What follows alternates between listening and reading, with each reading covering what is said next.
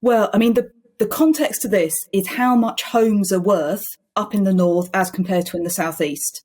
So down in the southeast of England, average house prices are about £350,000. In London, it's £500,000.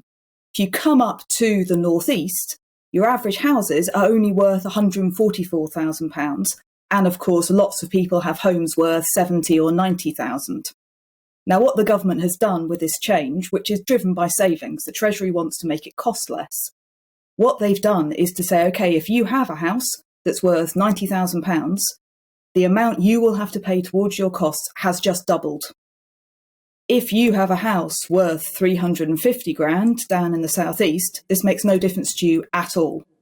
So it's focusing in on people in the north who have managed to buy a house, but it's not worth all that much compared to down south. They are the people who are giving the Treasury all of these savings.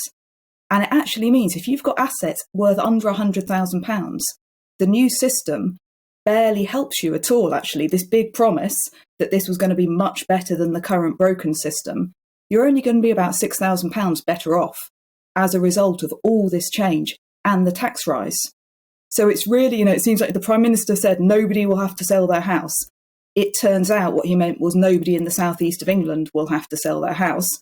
If you're in the north, you are still highly likely to lose most of what you've managed to accumulate over your life.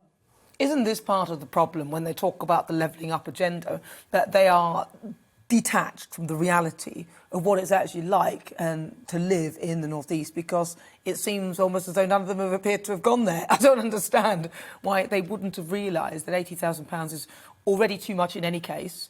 Would you say this is a regressive step for the government to actually go for this plan? Because in the other plan, those people probably would have kept their homes.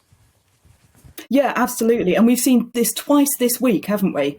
We've seen big levelling up promises, but you see they've kind of sneaked out this change to social care on Wednesday, which just hammers people in the north. And then all the rail plans came out, and it turned out we aren't getting a new high-speed link between Leeds and Manchester. Bradford isn't going to get help.